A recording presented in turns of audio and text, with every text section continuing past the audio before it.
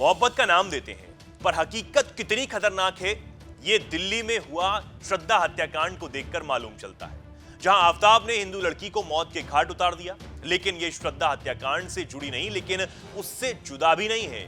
खबर मध्य प्रदेश के भोपाल से है, जहां एक मुस्लिम युवक एक 15 साल की हिंदू लड़की को भगा ले गया। लड़की नाबालिग थी, साथ ही नादान भी। उसे समझ ही नहीं थी कि उसके साथ क्या क्या हो सकता है। वो मुस्लिम लड़के के बहकावे में आई और घर बार छोड़कर चली गई और उससे निकाह कर लिया।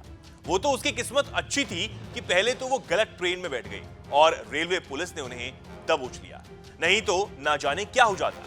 जीआरपी ने नाबालिग जोड़ों को विदिशा में जीआरपी ने पकड़ा और लड़के को भोपाल किशोर न्याय बोर्ड और लड़की को बाल कल्याण समिति भोपाल को सौंप दिया गया है। जहां राज सामने आया जिसकी वजह से लड़की घर से भागी थी।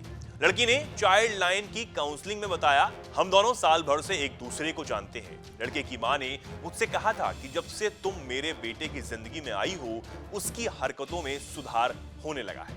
लड़का और उसकी अम्मी मुझ पर निकाह का दबाव बना रहे थे।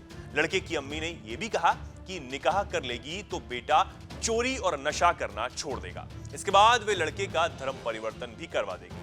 लड़के की अम्मी के कहने पर मैं मजबूरी में उससे बात करने लगी थी। साफ है कि लड़की को घर से भगाने के पीछे सिर्फ लड़का नहीं था, उसका पूरा परिवार भी था, जिन्होंने लड़की के गर्भवती होने का फायदा उठाया और उसे बहलाकर भोपाल से सागर ले जाने की साजिश रची।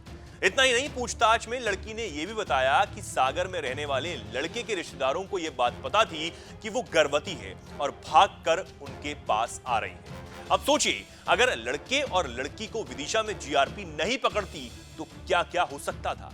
लड़की का धर्म परिवर्तन, लड़की का गर्भपात, और भगवान न किसी के साथ ऐसा हो, लेकिन हो तो इस लड़की के साथ वो भी हो सकता था जो श्रद्धा के साथ हुआ है। वीके न्यूज, राष्ट्र के नाम।